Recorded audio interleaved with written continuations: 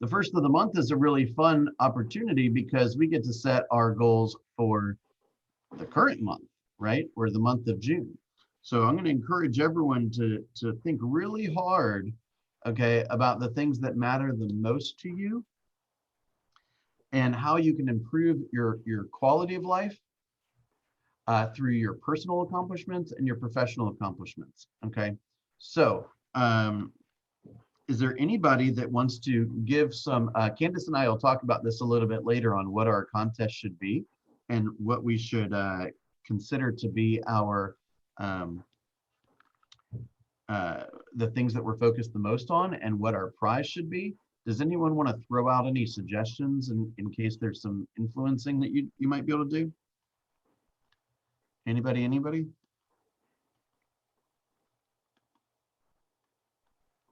Nobody? Okay, here's the deal, guys. Let me just double check. Okay, this is not an excuse to not report your numbers from this moment forward, but I will definitely be paying for Michelle Slater to go to Bold Local. So congratulations. Okay. Congrats, Michelle. Nice job, Michelle. And if you guys can get the rest of these goals up, right now we're 92 appointments out of our goal of 100 and 46 listings taken out of our goal of 63. If we can hit those two numbers, you guys, then I will pay for the second place person to go to Bold as well. And at this moment, that person is Alexis Vinzen. But many of us have not registered our numbers for this month. So go ahead and do that, even if the numbers are super small, okay? Bill, I'm sorry. Just wanted to confirm if my numbers were showing up because when I type them in, I'm not hitting save because I'm scared I'm gonna mess up the whole Excel spreadsheet. You don't need to hit save, and the numbers were not put in. See, I did them twice last week and this week. I typed them in, but I closed it out. I didn't know how to make sure they stayed in there. For some reason, me and Excel don't work well. All right, so we'll figure it out. It looks like you did put in some numbers for the third week, but I don't see any for the fourth week.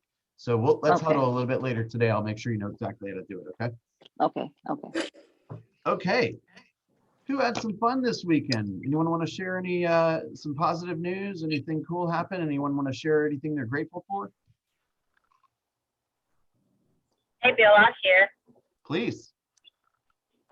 I was in Cancun for a week. I missed you guys. Ooh. Cancun. What brought you to Cancun? Vacation. Love it. Love it. I got rest the weekend. Talk to anyone about real estate down there? I did. I talked to a couple of people about real estate down there. I love that. I love that. All right, who else wants to share? I'll share. So I showed between Thursday, Friday, and Saturday, I showed 25 homes to one buyer who was from out of town. This is the first client that reached out to me as, you know, we knew each other before I became a realtor, and she saw on Facebook that I was a realtor, and she reached out. She had moved away to the West Coast, and she said, hey, we're moving back to Atlanta. And she was considering me and one other realtor. But anyway, she went with she and her husband went with me, and we just went under contract last night on a house. That's awesome. Well, I'd say that counts, Corey. So pop that into the May tracker, okay? And thank you to Michelle Slater for her help. I had a couple questions on the contract. I also called Pam after I realized I was not in competition with her for this house, because she and I happened to bump into each other on two of them, which was so funny. I was coming out and she was coming in with her clients on two of them. Nice. All right. Anyone else? And then we'll get right into it. Anyone? Well, I'll just share that I was a couple that I helped rent a home last year called and said they want to buy the home. The seller wants to sell. So we're in negotiations now. It's an off-market property, obviously. And then I went to a barbecue on Sunday, and they, of course, everybody always asks me how's real estate. And so we got to talking. He said, I want to meet with you and strategize and find out, because we need to move. So probably have a listing and a buyer there. That is awesome. Yeah. And are those numbers recorded in the spreadsheets, Candace? Yes. Okay, perfect. Perfect. We're not pending yet, so I didn't put that one as a second pending. Okay, but everything else you got here is updated, yes? Correct. Okay. So I want to let's just review one or two things real fast. So when you come into the group, if you are 0 to 3 units, so let's just call it brand new, or maybe you came in from a different brokerage and didn't have much going on. So 0 to 3 units, we call you launch. Okay. So in launch, you have an opportunity to earn a one-on-one coaching session with Candace once a week for 15 minutes. And the way that you earn it is detailed in a document that was sent out for the last couple of weeks in the weekly PC email. Okay. In short, you simply have to fill out a DISC assessment. You have to have 100 people in your database. You have to report your numbers on time. And you have to be kind of en route to finalizing the economic model and the GPS. And Candace, of course, can help you with that stuff.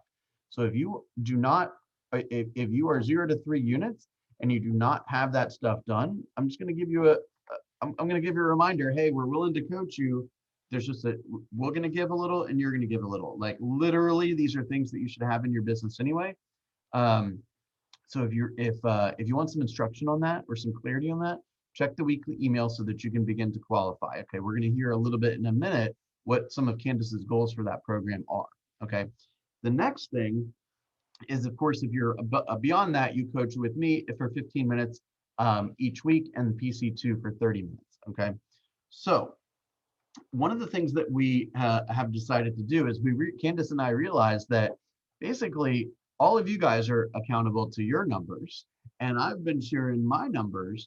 The only person in the entire PC group that wasn't sharing their numbers was Candace. And we decided that wasn't going to be acceptable anymore. Okay. So the first thing we're going to do is we're going to add her to the tracker, because she's also helping buyers and sellers out there. And we have confirmed she's got a number of goals. Okay. Some very important goals for her and her family. The goals are kind of split amongst the development and growth of our PC group, the development and growth of her sales production team, okay, and recruiting efforts, recruiting goals. So we're going to look at all that here in just a moment, okay? But one of the first things that I would do if I got on the phone with Candace for a sales call or for a coaching call is I would say, okay, good morning. Let's take a peek at your numbers, okay? And remember, these goals we have already determined are in line with her financial needs. So if she is off track, just like you guys, if you are off track with these goals, it means you are behind in achieving your financial number, okay?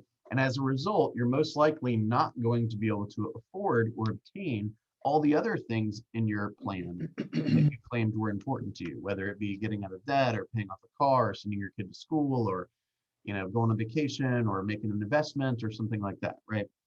So Candace, I'm looking at your numbers right now, and I see that you had a goal to have 60 contacts, 15 database ads, and 5 pipeline ads. And we got pretty close. So you got 45 contacts. We're 6 short on the database ads and 1 short on the pipeline. Now I know your goal, even though we don't put zeros for your goal for appointments, listings, and buyer appointments. And I know that your goal is 4 seller and buyer appointments total per month. So even though it looks like you're off track, you're actually on track. And I want to congratulate you on your pending. Okay. Thank you. What I'm noticing though is that you're a little behind in your contacts, in your database ads particularly, and your pipeline. So tell me a little bit about what happened last week. So I did not get intentional about this until probably Wednesday. So Monday and Tuesday, I didn't turn my attention to this at all. And I let other things get in the way. I did not manage my time very well. But when I started getting intentional about it, I blocked time to make the contacts. I blocked time to reach out to people that I thought I could add to my pipeline, reaching out to friends and family, and just, talking about real estate in the course of the conversation. So that was primarily it. It's energy goes, attention goes where energy flows, and my energy started flowing around Wednesday. So this week I'm intentional every day. Okay. Can you think of anything that you did or didn't do last week that were there any like unusual distractions, or was there anything that kind of got the best of you that prevented you from nailing those numbers? I think Monday and Tuesday, it was probably mindset. More than anything, I had to really work on my mindset. Um, I didn't think about, I didn't, it wasn't even on my radar to make calls for my real estate business. I was focused on I was juggling three different things is challenging, and I'm getting better at it, but it started, it still sometimes gets the best of me. It's like I can be heavily focused on productivity coaching. Stay closer. I can be heavily focused on productivity coaching and let my business slide. It's kind of like what Michelle was saying earlier about I get so heavy with buyers that I let my listing prospecting go. It's kind of like that with my three different roles. And I feel like you and I got some clarity around exactly how much attention I need to put in each piece now. So now that I understand that, I feel like I can time block for that Okay.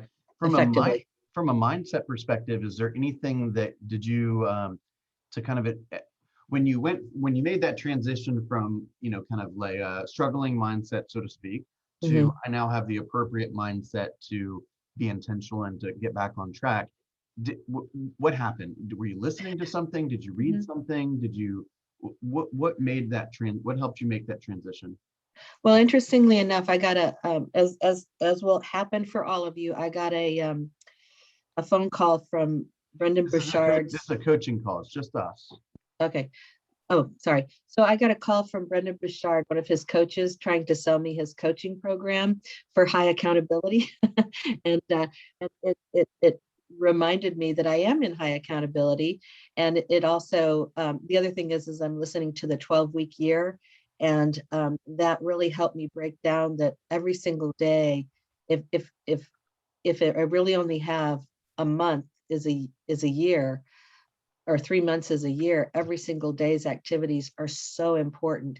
And I do have scheduled into my week off time that I can look forward to doing whatever is on my heart, but I have to do the things that are going to drive my business forward. And I have to do them very intentionally on a daily basis. So I love that book, The 12-Week Year. Okay. So once you got back on track from a mindset perspective, Mhm. was there anything in particular that you were thinking or doing that kind of kept you in that rhythm? That, because I want to make, if we can verbalize it, if we can identify it, then at any moment you should be able to get yourself back to that state.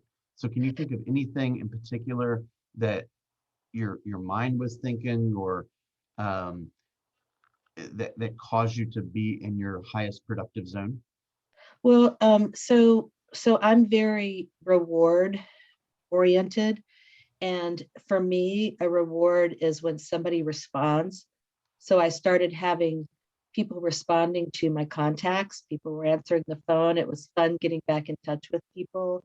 I have fun talking about real estate. So, and then the emails, were like, hey, it's great to hear from you. And then set up a time to go meet, those kinds of things. So it just got to be fun. And then I didn't have, I started off with, oh, I've got to do this and I'm going to be disciplined about it because I do what I say I'm going to do. But then it started getting fun. And once it's fun, I'm in 100%. Okay, wonderful. So by Wednesday, you started having fun doing this stuff, and naturally you were more focused and intentional. Exactly. Okay. And then from Wednesday on, were you on track? Basically, the Yes, shortage here is that because you were off track Monday and Tuesday, exactly. essentially? Yeah, I didn't do any of this on Monday and Tuesday. Okay. Candace, what would you say your priorities for this upcoming week are? My 411, Okay, everything that's on my 411. okay, I know when I stick to my 411, these numbers will be in sync. okay. And what's a 411? 4 weeks. God, I've been saying it to 1 people. year, 1 year, 1 month, 1 4 month, weeks, 4 or weeks. the Yeah, other way, 4 yeah. weeks, 1 month, 1 1 month, year. 1 year. Yeah. Okay. So should we create a 411 together? Yes, please. Okay. Check out Candace's 411. Okay. Um, one thing, it was pretty apparent after she said that she wasn't particularly focused on Monday and Tuesday, that it was like a little short-term blip, right? But if somebody, had like some kind of major sickness, I mean, or, some kind of something going on at home or in marriage or with the kids or something like that, then we would probably talk a little bit about the, you know, making her feel a little bit more, giving her grace, basically. Now, I want to make a quick observation. Candace was behind on half of her stuff, and we ended up talking about the past, right?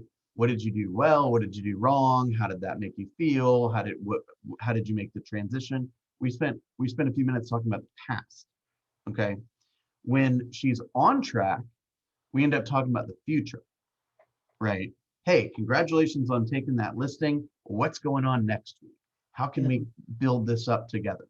That's much more exciting conversation than saying, hey, you underperformed last week. What's wrong with you? Right? Obviously in a more delicate way to say, hey, what got in the way? What was negative that should have been positive? Or how did you misuse your calendar to achieve these results when you know you're capable of more, right? So if you're off track, we end up spending most of the time talking about the past. If you're on track, we end up spending the entire time talking about your future, right? And the future is a lot more exciting because you get to create it yourself. Make sense? Okay. Any questions on any of that so far? All right. Now let's look. Everyone can see this, right? This is Candace's 411. Okay. Now I want to start with kind of laying the backdrop. So we'll kind of go through some of the annual stuff. Okay. And then I'll show you how it breaks down into the month and the week. Now this is June.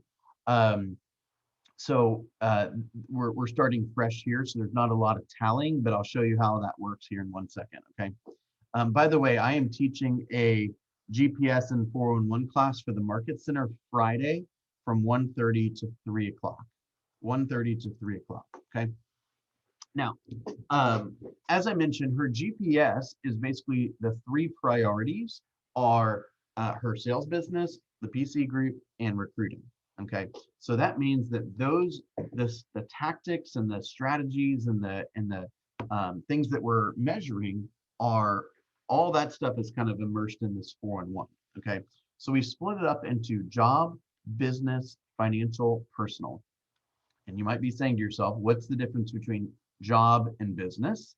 And that is, I'm going to give you a very kind of clean way to think about it, which is your job is everything kind of mostly what you're doing right now, right? It's all the lead gen, all the follow-up, all the contracts, all the running, all the marketing, social media, buyers, sellers, listing, all that stuff.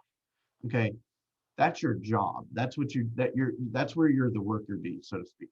The business is when you put the CEO/owner hat on and you say, does my worker have all the tools and resources they need to do what they need to do? Am I setting my worker up to hit the standards or exceed the standards? Does that make sense? Okay. So we were talking about Michelle earlier today. I'll give you a quick example of that. So Michelle spends her time working with buyers and sellers, but she's also, as the CEO, especially in a growing organization, has to prepare her organization for what's going to happen a month from now or 3 months from now, right? from a finance perspective, from a learning perspective, from a staffing perspective, right? At some point in the near future, she's going to need some additional help, right? So if she waits until she needs the help, she's going to hire the wrong person because she's going to have to do it fast. If she knows that it's coming, then she can take her time and build her bench and get the right person to fulfill the job at the right moment. Does that make sense? Okay, so let's go back to Candace for a second. So some of these are PC goals, some of these are sales goals, and some of these are recruiting goals, okay? 185 people in the PC program by the end of the year. These are annual goals, okay?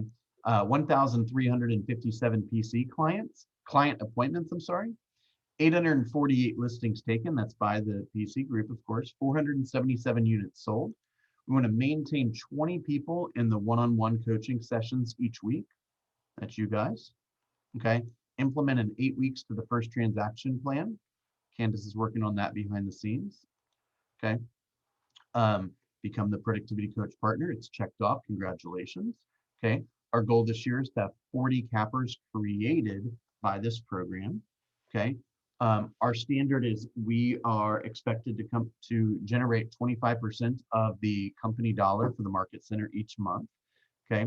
We want to move 20 PC clients to the growth group, okay? Sorry, the spelling is driving me crazy. Thanks for giving me editing privileges, by the way.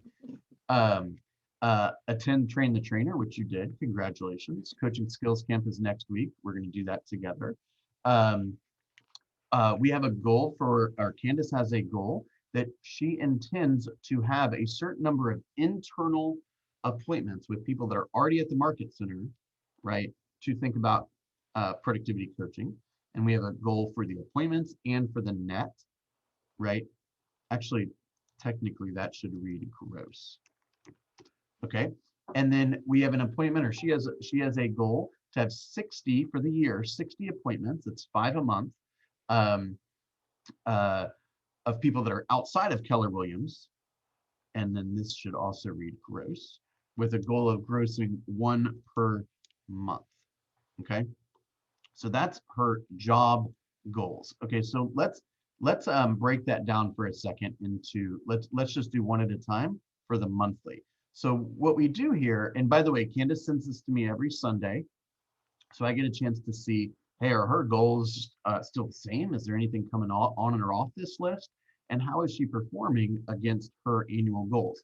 Now, the beautiful thing is here is she was able to create this in a moment where there was no stress, right? She was able to dream a little bit. She was like, hey, what do I really desire? Why am I waking up every day and going to do stuff that other people want me to do, right?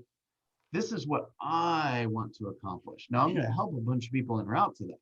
And I applaud you for being serious about that, right? But ultimately, this is kind of your moment to be selfish a tiny bit, which is to say, look, this is the stuff that I believe I have the potential to reach, and this is what's important to me. And then I'm going to create a plan around accomplishing this stuff. So this is the stuff that's meaningful to me, okay? So en route to 185 people in the program, where are we at now? Okay, and what we're measuring, how many people are going to join the program, and listings taken and appointments and all that kind of stuff. Actually, let's huddle afterwards, because some of this should read slightly differently. Rather than looking at it from an annual perspective, it should say something like net 15 to PC, something like that, right? And then client appointments, we go back to our appointment goal for the month of June. So some of this will be edited slightly. Let's move over here, because I know we did this yesterday together. So your sales business, sorry, I'm kind of hopping a little bit of everywhere right in a second. Actually, let's come back to that. So we want to maintain 20 in the one-on-ones. So I would say, let's add 5 to the one-on-one schedule in the month of June. Bill, Yes. but I still think it's important. I need to know how many I have. So I still want that little parentheses around it. And now there's So that 4. should be up here then. Okay, okay. I Okay, just need to be able to track where I am. so it really should look like that. So PC appointments would be, hang on, I'll tell you super fast. Okay, so PC appointments, see how we have all this planned out, you guys? June, we need 109 appointments. Okay, so we have 109 PC client appointments. Okay, that's the goal. Now, so we'll edit that. So Okay. this shows us if we break down the annual goal into 12 months, what are we trying to accomplish in the month of June, right? Because you remember how we say, oftentimes we use the phrase, hey, are we on the same page? Right? You know that phrase? This is a one-page document. This is proof that we're on the same page. If you've got a 25-page business plan, we can't possibly be on the same page. Does that make sense? Yep. Okay, so what we're doing here is we're breaking down these annual goals into monthly chunks. Okay, so listings taken, we have a listings taken goal of 68 and 38. So 68 and 38. So 68 listings taken and 38. Damn. Hang on. 38 units closed. So as we start to have some of these units sell and appointments taken that we see from your tracking, we start to put them in parentheses up here. Okay, so this is from a job perspective what Candace is expected to do in the month of June. Okay, so rather than saying help create 40 cappers, we say create 3 cappers. That's for the month of June, right? Add 5 to the one-on-one schedule. Hold 5 internal appointments and gross 3. Create a pipeline of 25 non-KW agents to contact to bring into the organization. And hold 5 external appointments with them and net 1 of those to KW. Okay. So what I generally do is I would take all of these monthly goals and drag them into this area right here, week number 1. Okay. Now, the way that we would do that is during week number 1, what we would do is we would say, let's just use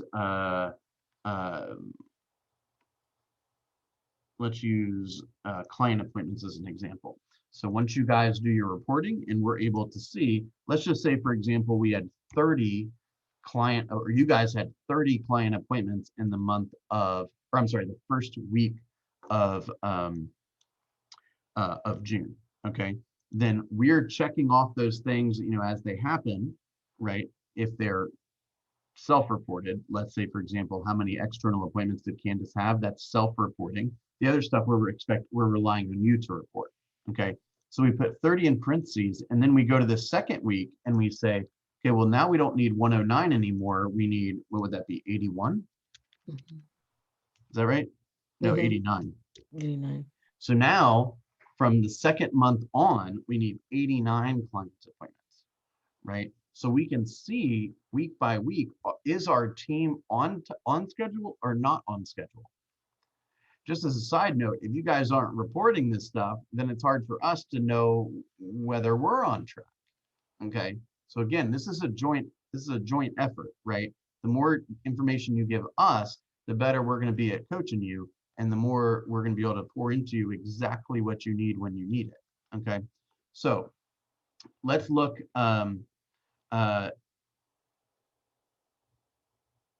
Let's look here for a second. So here, does everyone understand how this worked? 109, you did 30 that week. Now you have a goal of 89. Does that make sense? Okay. So let's look at her business goals. Okay. We want to hire an admin partner. We want to hire a marketing partner. We want a team that includes a listing agent, a buyer's agent, an ops manager. We want to get representation with 1 builder. We want to develop a wealth building system for clients, a $450,000 GCI, 45, because we've done the economic model together, we've identified the fact that she just simply needs 45 appointments and taking 37 of those listings. This really should say listings taken. Oops. Okay, $15 million worth of real estate sold, closing 30 units, attend Bold Local, and get luxury certification. So now we take that and we go into our monthly. So some of this stuff is kind of like project oriented, and some of it is metric oriented. Okay, so if we break down the 45 appointments, we know we need 4 appointments. We're going to take 3 listings. We're going to close 3 units. The Bold Local happens to be in June, so it's going to go here. And then we say to ourselves, are we going to hire an admin partner this month? Probably not. But what are we going to do this month so that we are on track to get that goal accomplished by the end of this year? Okay. And so we determined is we're going to create a job ad. Okay. We're going to collect 20 resumes. So and it doesn't look like you are planning to take any action with respect other than just your normal courtship with all the people in your database and all that with respect to the builder. Right. So if you were to take a decent action that you could take this month, which she has determined that it's important, just not at the top of the list. Does that make sense? So it's important. That's why it deserves a slot on the 411. But she determined based on all the other things that she's got going on that it's not at the top of the list for the month of June. But how could you make it something that you continually thought about? I'm not saying you need to do this necessarily, but you could say, go to lunch with a builder, right? And find out what's going on in the building world right now. How is this, the increase in builder cost impacting your business, right? How is it impacting the speed in which homes are built? How is it impacting the way that agents are involved in the transaction, right? We're starting to see some builders lower commissions. Like, to walk me through kind of, 2 years ago, like one of the biggest sins that a builder could do is to give the buyer the understanding that if they dealt directly with the builder, then they would save money, right? Meaning they were very encouraging of builders working with agents and they spoke very highly of agents because they helped get the job done. Now it seems like that's totally different. Now they're actively saying, come deal with us directly, we'll save you money, right? So walk me through how that transition is happening. If I understood that better, do you think I'd be a better consultant to my buyer?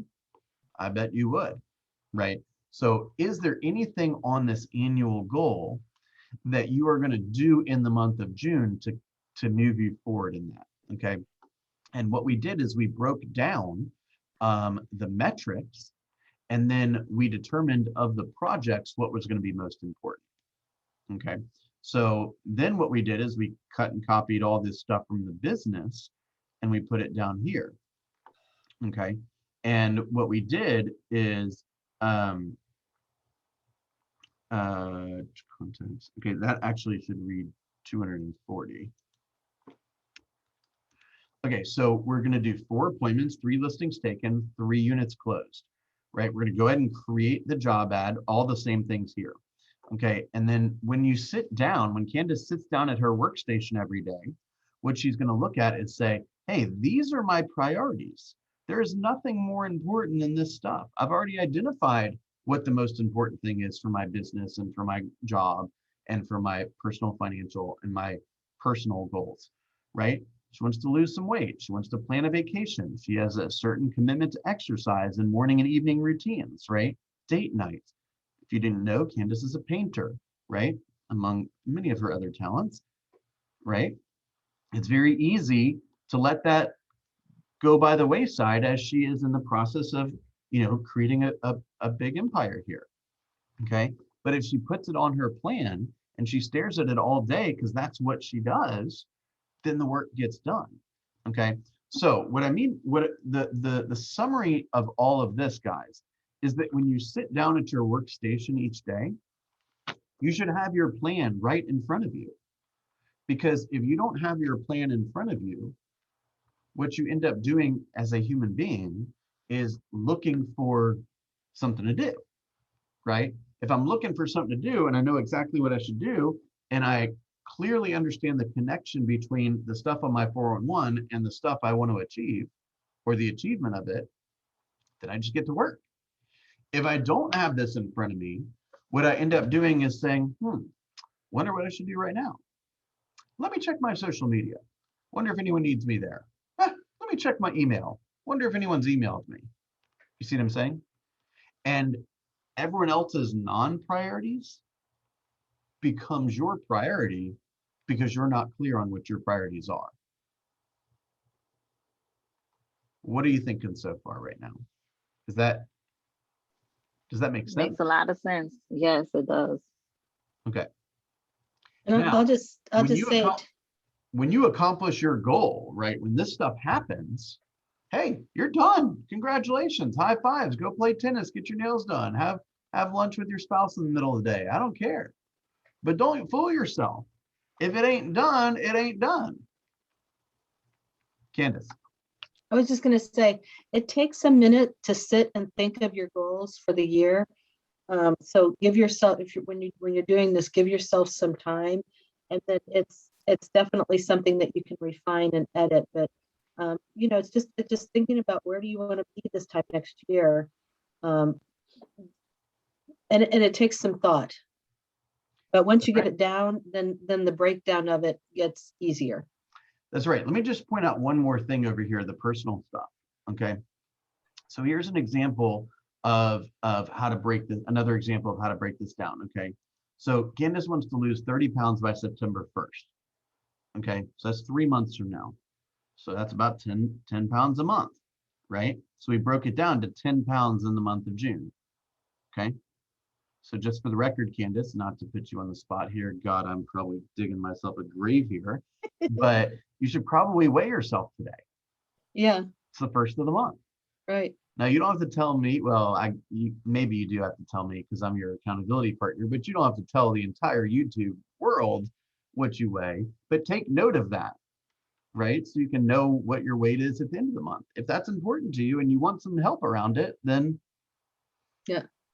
God, I'm probably in a lot of trouble. Okay, we also have 3-week-long vacations. So then I asked Candace, well, what are you planning on doing about that annual goal in the month of June? Okay, and what we decided to do was the month of June, we're going to plan and book one of those trips.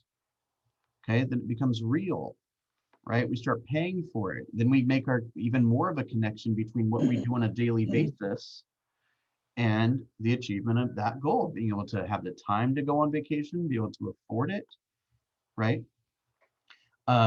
She wants to exercise or do morning and evening habits 312 days. I don't remember exactly where you came up with that number, but we broke it down into I'm going to do this 26 times I think it's 6 days a week. Mm-hmm. That's where it is, 6 days a week. So that's 26 times per month. Okay. And 4 date nights. It's important that we commit to, well, let me rephrase that. It's important to Candace that she has 4 date nights a month. So now, because I am her coach, it is important to me that whatever is important to her is respected. Y'all follow that? So now she has told me that's what she wants. Now, when she hits her business numbers, I can say, hey, what'd you guys do on date night this week? And she says, oh, we went putt-putting or whatever. I'm like, that's awesome. What are you guys going to do next week? Right? But if she says, oh, I was so busy, I had to take this listing, I didn't really realize, kind of came out of nowhere, I didn't go on a date night this week. Say, wait a second. I don't like that. You told me date nights were important. Candace, are date nights still important to you? And she would probably say, yes. Say, how do we make certain that they don't end up with a short end of the stick this week? Right? Show me your calendar to show me that you've committed to this. Does that make sense? Okay. What questions do we have?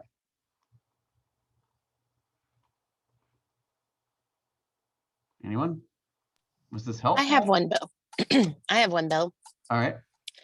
So, just to clarify what you were just saying about date night, I'm just throwing this out here. Like, if you had a plan and you had it scheduled, hey, I'm going to, I don't know, barbecue at a friend's house or something, but then a client had called you and was like, I really need to see this house right away.